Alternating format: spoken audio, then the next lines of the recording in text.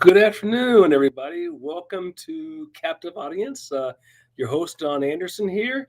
Always glad to be here with you all. Uh, Wonderful Wednesday. Welcome aboard. My co host usually is Sunny Danforth, but she's taking the evening off in order to spend time with her husband for his birthday. So bear with me. This is like, I think, maybe the second time I've done this solo. So I'm still having to get used to the technology and all that sort of thing. So bear with me a little bit here as I make those adjustments. All right. Anybody out there, if you could give me a chat and let me know you're there, that'll be good. Uh, but yeah, so basically, I thought the thing to start off with this time would be a little conversation around what's going on locally. So I'd start off with a little bit around what's been happening in Portland. Always a great place to start. And and I just sent you all the link, which you'll see in the chat, that discusses the crime situation in Portland. So this March has been the deadliest month on record in terms of homicides in Portland.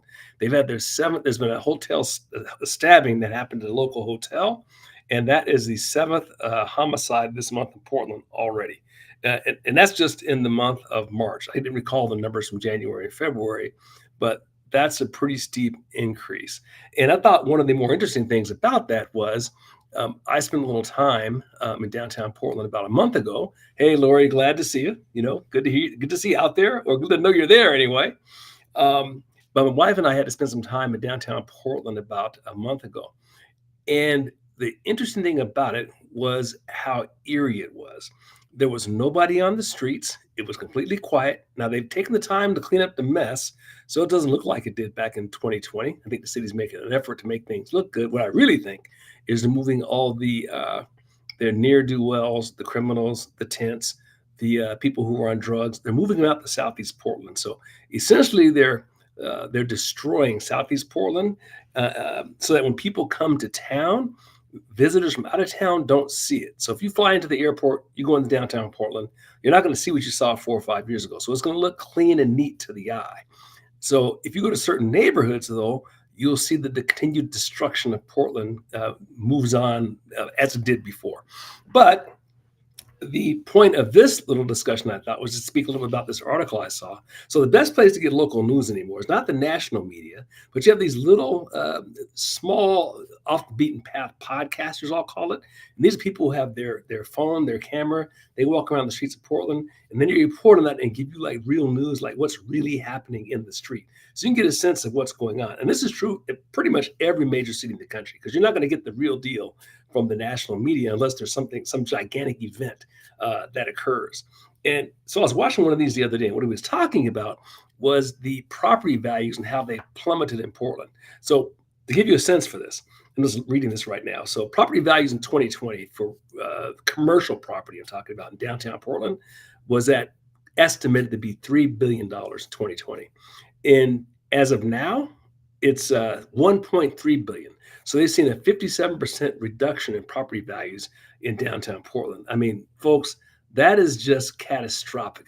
Catastrophic. And I'm going to see if I can't get you a link so that you can look at the article for yourself. But to see a 57% decline is absolutely devastating. But that's what you have in Portland. Now, it's not so much that you have the decline, as bad as that sounds, but what's even more devastating is how the city leadership continues to ignore it. So I'm watching this podcaster who's interviewing a city councilor, and all he will speak to with regard to the reasons for why this decline has happened has been the fact that so many people are working from home now, so they're no longer working in downtown Portland. So they're trying to blame the whole thing on work from home. Now, to a certain extent, work from home does explain maybe part of it, but doesn't explain a drop in half in commercial real estate value. And the whole 40-minute or so interview, they never once discussed the central reason for this decline, which is, I believe, is crime. Nobody wants to go down there. I mean, I'm a pretty good sized guy, and I know Portland like the back of my hand. And when my wife and I were down there about 2 or 3 months ago, I was walking around with a swivel in my head. It wasn't so much that there were dangerous people walking around, but I don't know if any of you have ever been into a large major city and nobody was around. It's eerie. When you're walking by buildings that are boarded up, nothing's open, you go blocks without seeing another human being walking around. That just doesn't feel safe. And people don't want any parts of that. Then, of course, there's the periodic reports of a guy walking around with a machete or walking around with a hatchet. Those kinds of things give people the EBGBs, and rightfully so. They should. I've been in a lot of big cities, and I think I've only really felt that's only like the second time I've ever, I don't want to call it fear, but been concerned. And let's put it this way. I would definitely not want to be walking around downtown Portland at night. Because who knows what comes out at night. But that's the state of the city. But what's the most amazing to me is how unwilling they are to just address the most obvious thing of all. And that is you have to have public safety. And the only way you're going to get public safety, they can talk all night long, and they do, but now they have more police and they're hiring more police. It takes time for them to get on board and get trained. I get that, but having more police doesn't do you any good if your DA is not going to enforce the law. So it's the same criminals over and over again doing the same crimes over and over again. The police arrest them, they put them in jail, they back out in the street in 3 months. So it really doesn't do any good unless you address that bottom line system. And it's going to be a long time for Portland to dig out of this mess that they've dug. They have dug one heck of a hole, because now if you're a business, who would invest money in a city with a track record like that, in a government with a track record like that? You'd almost have to see a complete turnover in terms of the legislature, in terms of city government, specifically city government related to Portland. Because what we're really talking about is Multnomah County primarily, probably Clackamas County. Those are the two counties that are like the worst, but especially Multnomah. And until they change, I think it's pretty much going to stay like that. And that's going to take people looking at the reality of it, just being able to accept those policies didn't work. Shock of shocks. But when you minimize the laws for crime, when you refuse to enforce crime, when you reduce the number of police, that common sense stuff, do stupid stuff, get stupid results, right? That's pretty much how you could characterize it. So I just thought you'd all be curious about that. There's the happenings on in Portland. Yeah, are there? Yeah, I hear you, Lori. They have shut down business. Portland is closed for business. I have to have this motto: the city that works is the city that used to work. Doesn't work anymore, right? So that was like item number one that I thought was worth covering. Secondly, to stay local on it, I thought this was really interesting as well. And this is Portland with regard to education. So let me pull up, see if I can pull the second article up that I can share with you. And that is with regard to the feds have finally gotten around, that is the Trump administration, to forcing Portland, or Oregon, I should say, to start enforcing, I can't get this to work, 1 second here, to start, well, that's not going to work for now anyway, to start enforcing or not forcing kids or women to have boys in the locker room with them. I mean, can you imagine? It's unbelievable. We're still going through this. Now, I don't know if many of y'all remember this incident, but this occurred, I think it was last year during track season, where this guy at what used to be called Madison High School, and now they changed the name of something else. I'm not exactly sure what President Madison did wrong to then remove his name from the high school. But of course, in Portland, they did that. And they have a kid on the track team, a male, who has just been destroying these girls. Now, if any of you know anything about track and field, now the guy runs to 100, 200, 400 meters. When you win those races, you typically win them by tenths of a second, hundredths of a second in a lot of cases. This guy won the state championship, but competing as a woman by 7 seconds. So to give you a little bit of a sense for how far that is, if you're not familiar with track and field, that'd be almost like 400 meters is one lap. He won by almost the length of the straightaway. I mean, it's just insane.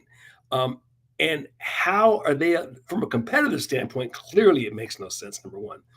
They've destroyed the careers of these high school girls, taken scholarships away from them. But then on top of that, to let the guy change in the locker room with these girls is absolutely insane. And Oregon continues to do it. And the great news about it is they've finally gotten into the crosshairs of the Trump administration, and the Department of Justice is coming after them. And I say, Roger that, right on. So that's a good move. That virtue signaling is going to get very expensive here very soon, and really looking forward to seeing that change. And here's the other thing too. I would wager you that the majority of people, even in a place like Portland, aren't for this. But if you're in a place like Portland and you raise your voice and say that, think about the personal risk that you'd be taking on to do that. You're taking on family members who are going to hate you, friends that are going to hate you. I should say, quote unquote, friends that are going to hate you. Community is going to be in your face. But there's going to be a silent majority of people who just don't have the courage to step up and say it. And I'm not excusing it. I'm just saying that's how human nature works, though. Nobody wants to be that person who stands out and catches all the flack. But that's what's going on in Portland. And I suspect there's a lot of people in Portland who'd be thrilled that their daughter's not going to have to share a locker room with a guy. So what can you say? There it is. Then I thought I'd pivot for a moment and just talk a little bit about this signal scandal. I'm going to guess you all have heard about that. Of course, the leftist media has been waiting for the Trump administration to stumble or make some mistake or anything they can latch onto. And one of the things you'll notice with this stuff is they never attack the objective that the administration is trying to accomplish. They always attack the process itself. And this is another one of those things. So just as background, in case some of you have not been following this.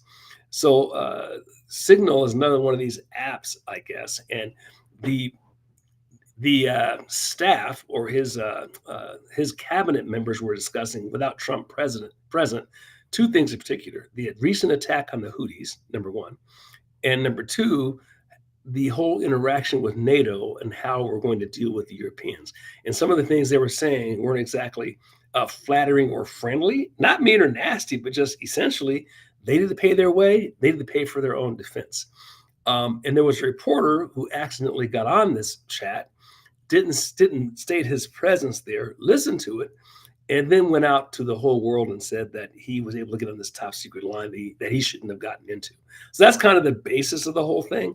And so, of course, the leftist press is going berserk, trying to hang the level of incompetent, disaster. They're doing everything they can to make this into a big deal. The fascinating thing about me is this: they didn't do any of that when the Biden administration or Joe Biden's son lost a laptop filled with classified information. No problem there. No need to even look at it. Or when Hillary Clinton had that disaster with her own computer, no need to look at it. No worries about that. But in this case, they're trying to turn this into a significant event. And I guess if you're them, you got to try to hang your hat on something. But here's the funny thing about it. I watched the press conference just before I got on the call where Trump is talking to the press. And I'm telling you, it was question after question after question about this issue. And I thought Trump did a wonderful job of turning it around and basically saying, we haven't talked about the success of the attack.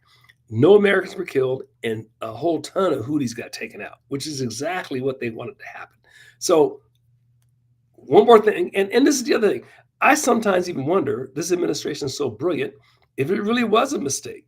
I mean, we're in an asymmetrical war where all kinds of things go on that aren't necessarily what they look like. This might be another one of those situations where, hey, they may have done that on purpose and let them run off and make all this noise about this thing. So the right hand's doing this and the left hand's doing that. We'll see, but I don't see it as it's an insignificant bump in the road because the mission at the end of the day was successful, number one. And number two, nothing of any classified nature got leaked other than they had this conversation.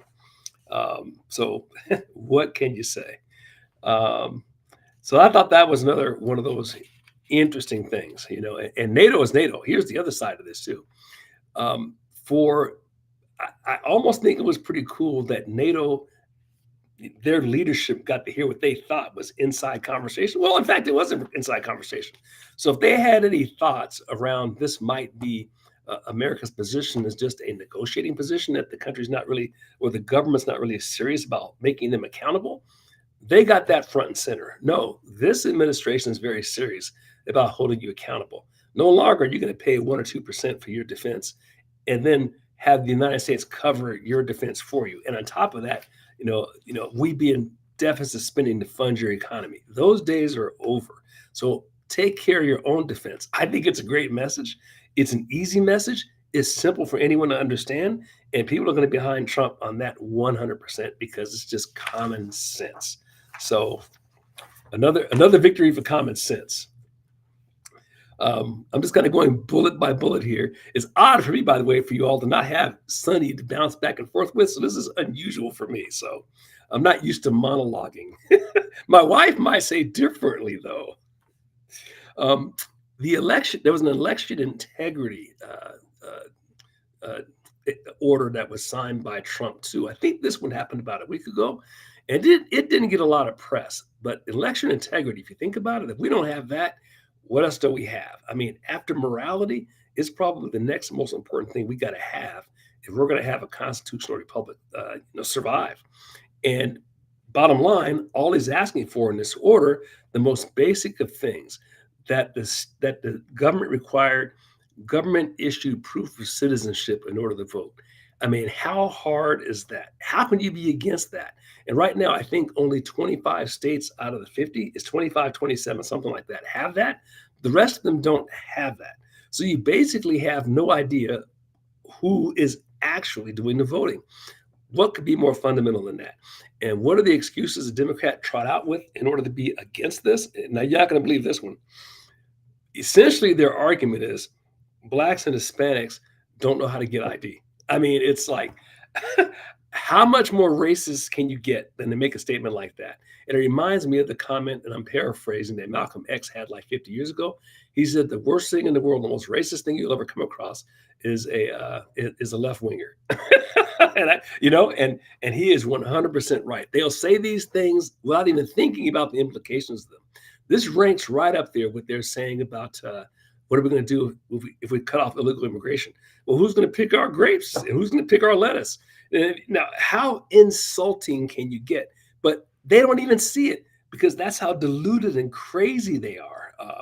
So anyway, thought that was an interesting one as well.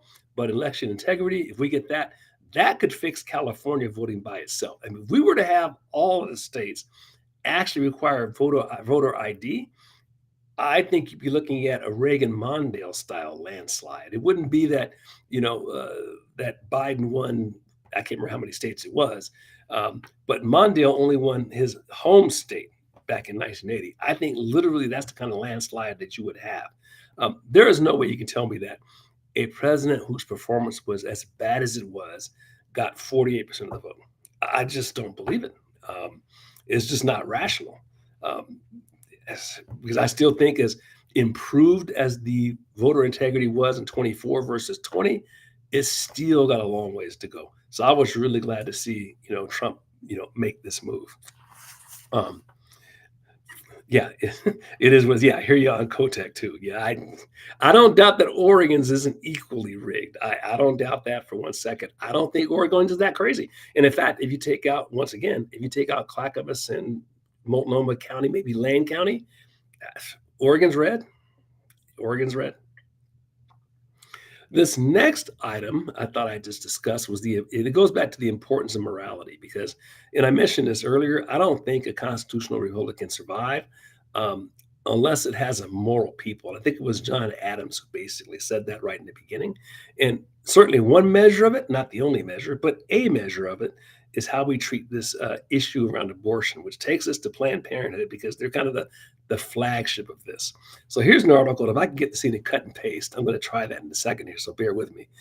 The CEO of Planned Parenthood, and I asked my wife and a couple of other people to just take a stab at this so they could give me an estimate around what they think this guy's making. So I'm going to let you all take that same stab at it before I actually tell you the number.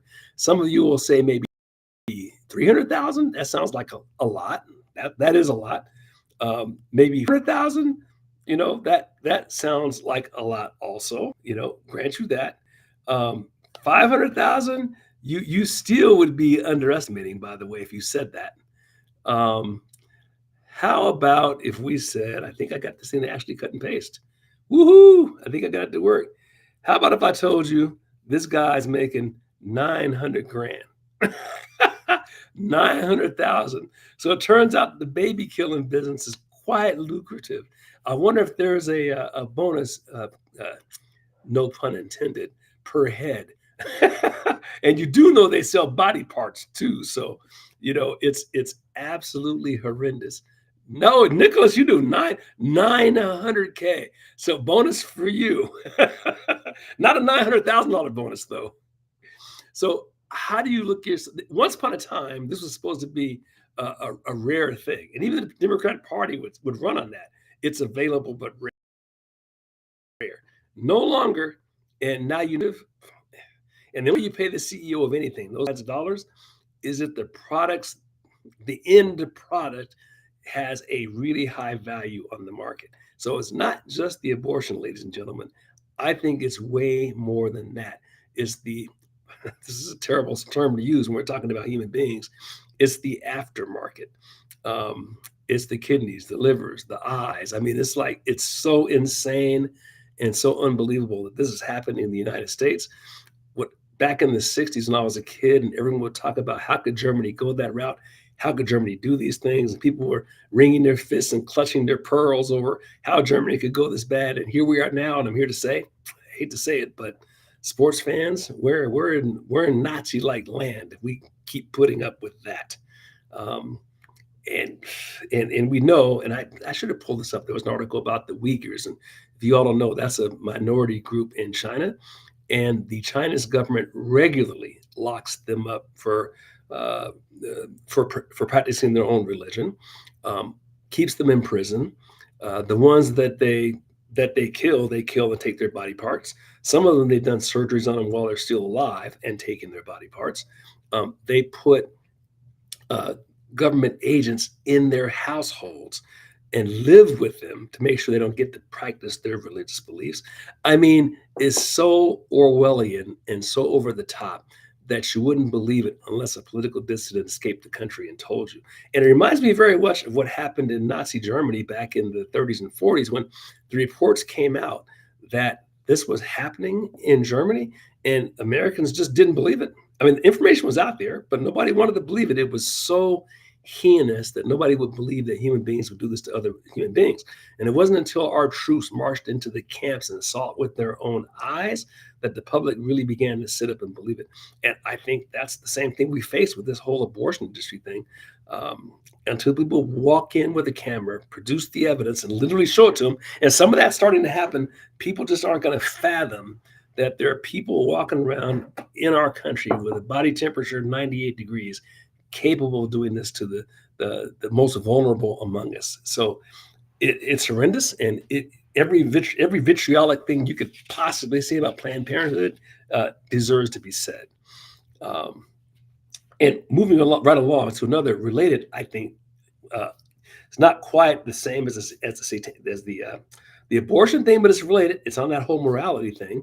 And I'm not sure if many of you have heard about this satanic worship deal that's going on out in Kansas. So they're doing a satanic event in Wichita. I think it's on the state capitol steps, um, where they're basically taking the equivalent of what you would call a mass ceremony for a Catholic mass, except they're making it a satanic mass. Now, you don't have to be Catholic to figure that this is like pure evil at its greatest. So I was one of those people who was kind of skeptical about the left. I hear people all the time talk about things like these people are completely satanic, or you hear things like it's a spiritual war. And I would hear those kinds of things and kind of not want to believe it or kind of blow it off. But when you see this kind of thing, you have to wonder. Um, they're operating in some other place. When you see women walking around with T-shirts, saying I proudly, killed my baby, and you've seen this at the events that they have. Um, there's something else going on there. There's something really sinister, and this is one of those things where hopefully they're able to prevent that from happening in Kansas. So no taxes for abortions, and to think our government. This is another one of those Doge things. I'm kind of bopping around here a little bit, but they were funding through, I want to say, what is it, the organization that's been getting all this money. That why can I think of the name of it? So USAID, yeah. So they were withholding money from African countries, and only giving them funding to help them if they allowed abortions and abortifacients and that sort of thing. So they couldn't get help unless they had these abortions going on. And for that reason, a lot of the African countries started banning these NGOs from their countries.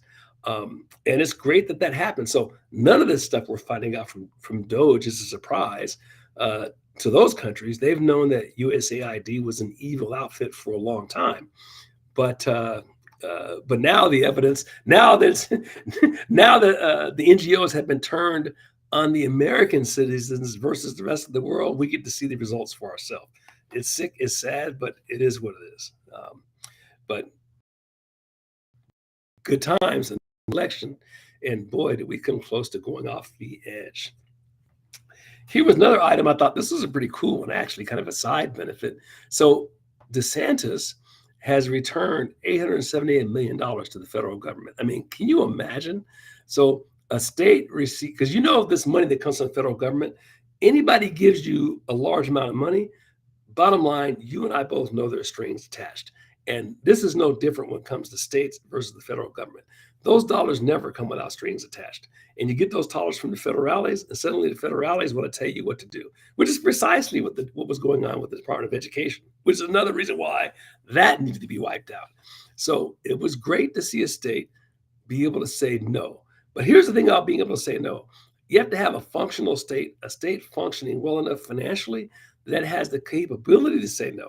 So if your state's in such a terrible mess, like California comes to mind, and I'm sure Oregon's in a giant hole as well, it's much harder to say no to an evil, corrupt, terrible federal government if you're in the hole to them. And even if you wanted to, which California, Oregon don't want to. Of course, California pretty much is going to have to when I can't remember the number, but it's some crazy number. I think it's like 70 billion they're underwater. I mean, nothing's happening in California without some kind of a federal government handout.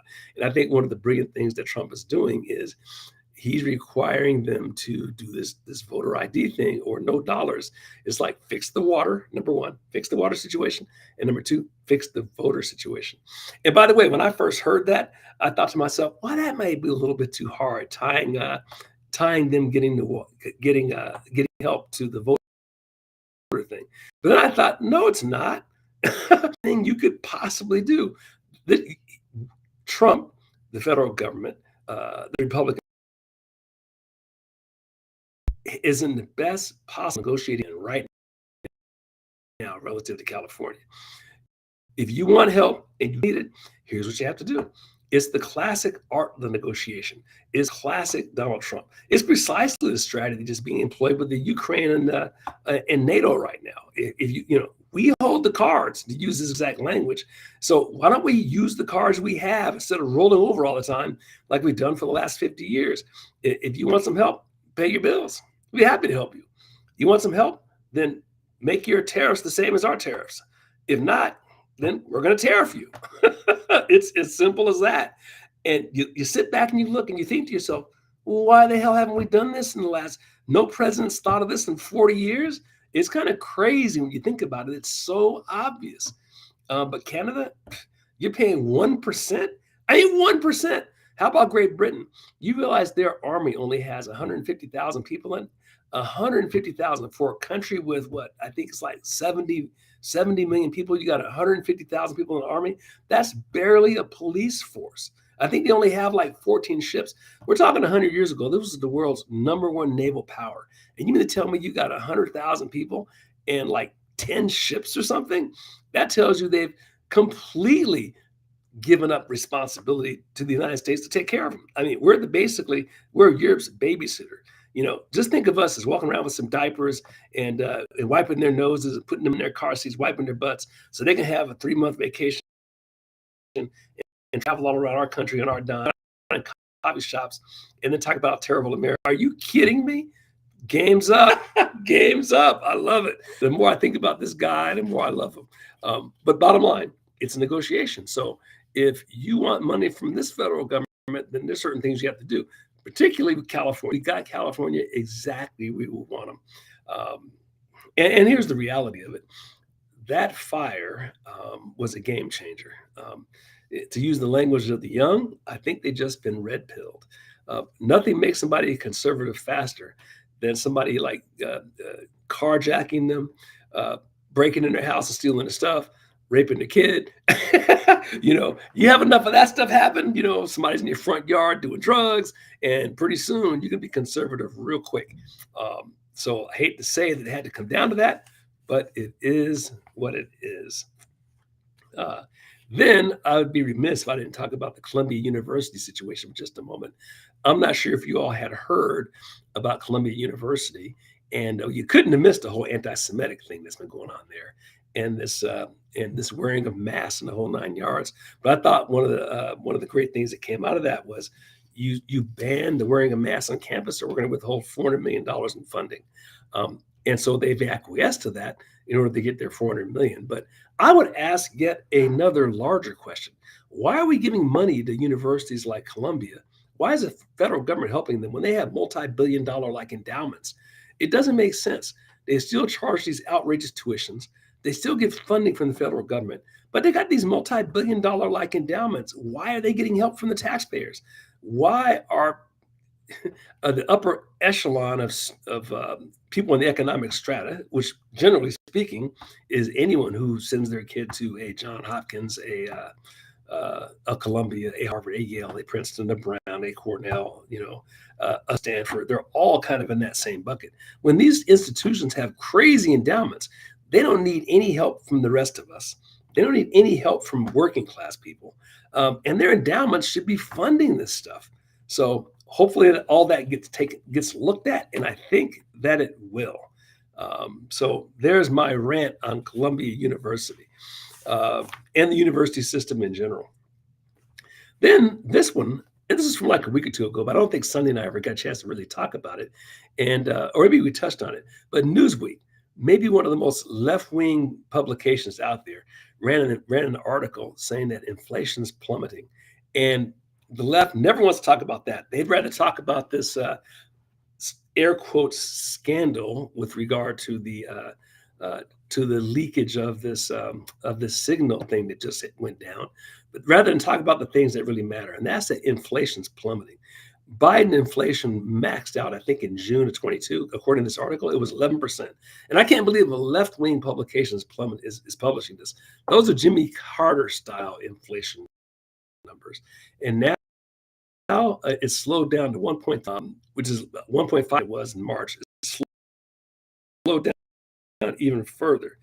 Egg prices have dropped. I didn't think it would happen this fast, but the way markets work, news of the tariffs working, of multi-billion dollar companies doing startup, bringing their business back to the United States, of the pipeline being reopened, of us opening up ANWR for oil exploration, coastal drilling, fracking. The fact that we opened it, just the conversation that's going to happen will drive inflation down. And it's just awesome that this is starting to happen. And it's like the cavalry has ridden in the town and rescued us from the black hats. That's pretty much what we have here. And all of this neatly coincides with a recent CNN poll that was just done that showed that the Democrat Party is in a really bad situation amongst Democrat voters. So here's some stats that I thought were really interesting just to look at. So of those questions, and again, CNN, this is the communist news network we're talking here, right? It doesn't get any more left-wing than this.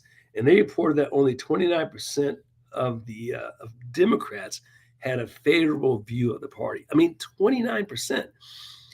That's below what I would call the natural rate. And I think you all heard me say before, I think the natural rate is, if you go back to that debate that Biden had with Trump, and they did a survey at the end of that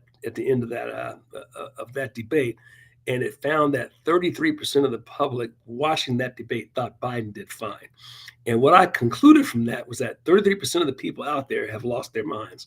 33% of the people out there are incapable of thinking and reasoning. Because if you go watch that debate with Biden and Trump and think that Biden was a sentient human being, that he doesn't need to be in a nursing home, then I just don't think you have the capacity to reason.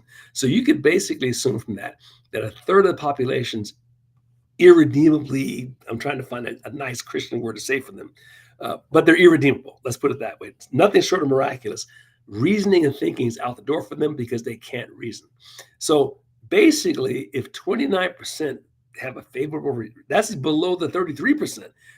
You can't get any better. In other words, no conservative will ever get more than 70% from a positive. It's just because that's impossible, because 30% of the people have lost their mind, right? And they're irredeemable. So for their own party to be at 30% is a pretty amazing thing. And then you have to ask yourself, you see these pundits talking about, Democrat pundits, I should say, what can they do to recover? What can they do to get better? What can they do? And it's so obvious. And they keep doing the exact thing. The obvious thing is be for something that the American people want. It's pretty simple. So here's some of the things you can do. Stop being for things like killing more babies. Stop being for things like not chopping more children's body parts. Stop being for pronouns everywhere. Stop being for increasing taxes. Stop being for driving up more illegal immigration. Stop asking for more DEI. Stop being for more anti-Semitism. These are like such simple things. Be for those things and you will win back more American voters. Unfortunately, and I don't know how this happened, the Democratic Party has been captured by it's not even left. It's progressive insane. The worst among us have risen to the top of the party. The average run-of-the-mill Democrat, I don't think they really believe in that stuff. If you just ran into the average person in your office who has voted Democrat their whole life, they'd be what you might call a JFK Democrat. They wouldn't be for that stuff, but they just can't seem to let go of their identity is wrapped up in being a Democrat. And so they can't let go of the identity. And I grew up in the family that way, and everybody just voted Democrats, which you automatically did. And I remember being about 25 or 27, somewhere in there, and my father just we were just talking, and he made some comments around, he really liked Ronald Reagan and the things Reagan was doing. And it became very evident in talking to him, the reason he liked him was because he is a World War II and a Korean vet, and Reagan was handling things just great with regard to Gorbachev and Russia. And I thought, you don't have to be a Democrat just because, that's the family you grew up in, which led to me scratching my head and looking at things. And it just became rational to look at the parties in terms of what do they represent, what do they want to see happen, and how they want to see that happen. And then base your decision on that, not based on what your family did, not based on history. And that kind of led me to being a Republican. And if the Republicans become boneheaded and start doing what Democrats do, then I'll leave them too. Right? And that's the rational thing to do. But that's not what's happening with that portion of the parties. There's a cadre of people who are having a very hard time making that move. But the solution for those people is when they get personally punched in the face, which we just talked about a moment ago. So when they're doing drugs in your front yard, when your kid dies of a drug overdose, when your daughter comes home from school and Sally is suddenly Sam, and they've been doing that behind your back. When those things personally happen to you, when the price of gas is 4 times higher than it was before, when you get laid off or you get forced to take a shot because because you wouldn't get the shot, you lose your job. When you have all that stuff happen to you, when they move a bunch of Haitians to your neighborhood and your cat and your dog disappear, it's over then, baby. Come on, y'all. That's funny. All right. Which leads me to the next thing, federal job numbers. This is always interesting as well. So job growth for migrants. The latest employment data from the Bureau of Labor Statistics reveals that 88% of all job growth in the past 5 years has gone to immigrants, with the majority of the workers lacking legal status. Now get your head around that. 88% of the job growth that occurred in the last 5 years did not occur from American citizens. It occurred to illegal immigrants. I mean, that's crazy. When you think about, you can't call it anything other than an attack what the Biden administration has done to us. 88% of the growth went to illegal immigrants. I'm just looking at these other numbers here.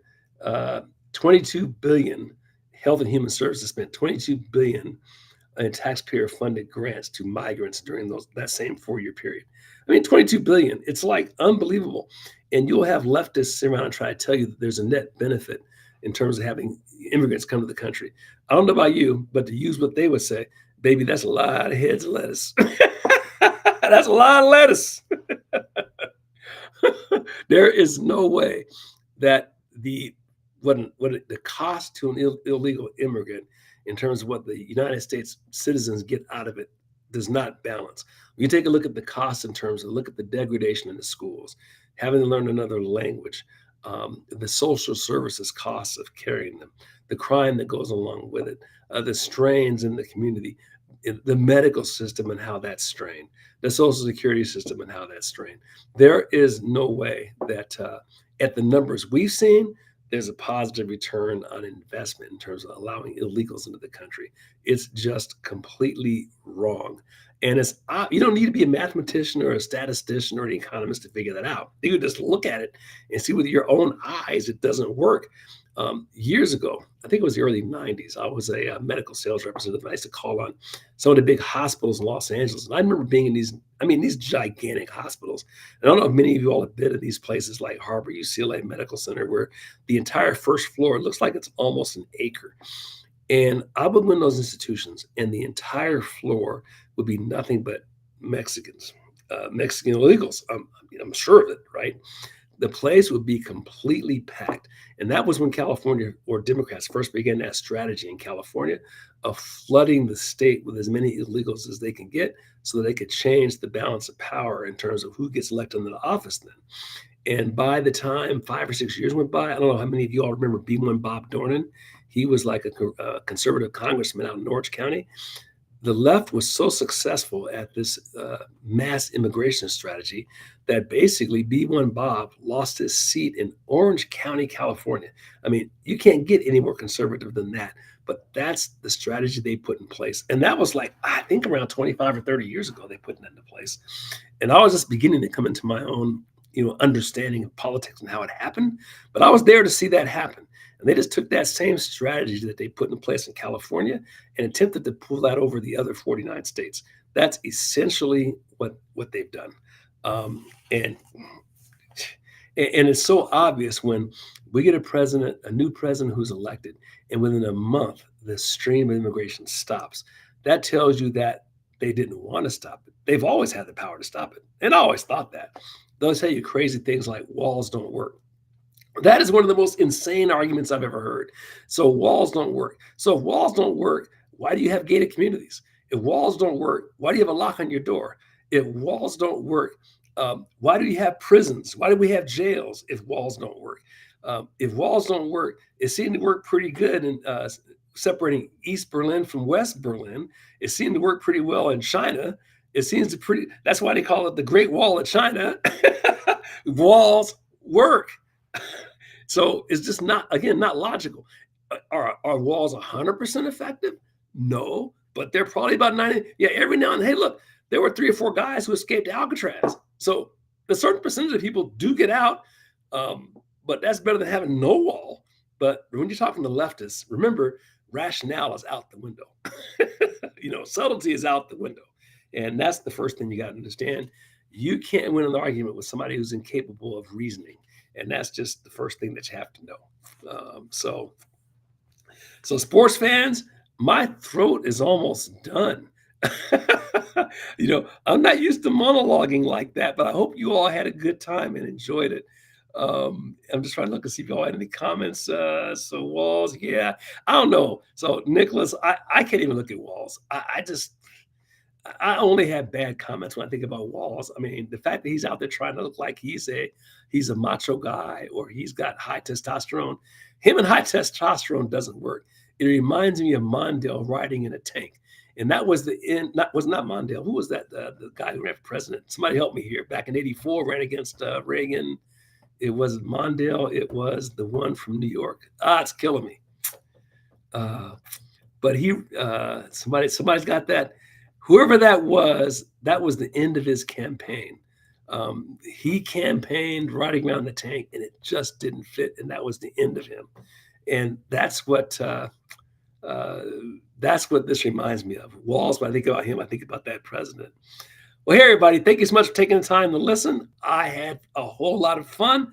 I hope you had a whole lot of fun, too. And I look forward to seeing you next wonderful Wednesday. Good night, everybody.